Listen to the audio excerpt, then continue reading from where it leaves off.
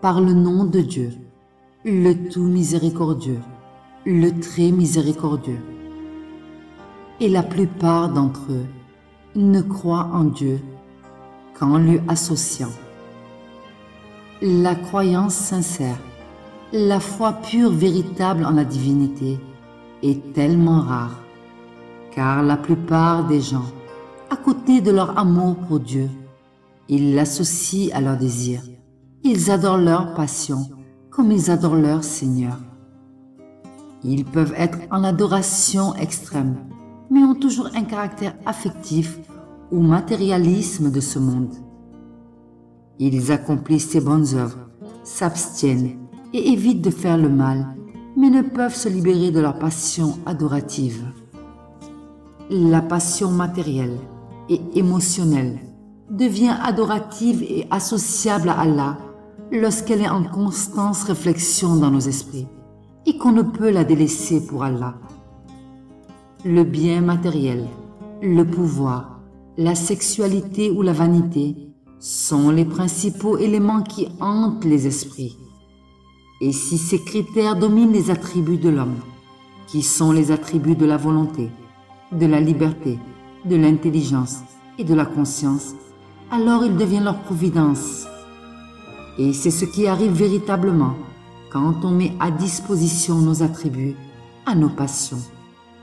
Et que toutes nos relations, nos efforts, nos capacités et nos disponibilités ne sont en totale dévotion que pour ce monde matériel. Celui qui utilise ces 4 attributs, qui sont le dépôt de Dieu dans l'âme humaine, au service d'un autre objectif que Allah et son agrément, est donc loin de l'adoration divine. Dieu a déposé dans ces 4 attributs de l'homme une force énergétique qui nous donne le pouvoir et la capacité de voir les vérités. Elle comporte des secrets importants et alarmants. Disposés dans tous les éléments passionnels, ces attributs deviennent effroyables et incontournables de leur objectif affectif. Mais disposés dans le sentier d'Allah, ces attributs nous guident et nous démontrent des vérités vertueuses et gracieuses. Là où nous les disposons, nous les trouvons par la grâce de Dieu Tout-Puissant. Et là où est notre dévotion se trouve notre adoration.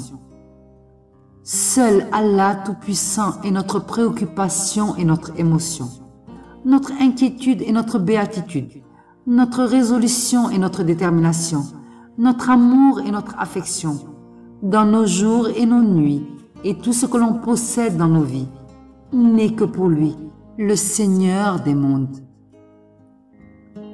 Par le temps, l'homme est certes en perdition, sauf ceux qui croient et accomplissent ses bonnes œuvres, s'enjoignent mutuellement la vérité et s'enjoignent mutuellement l'endurance.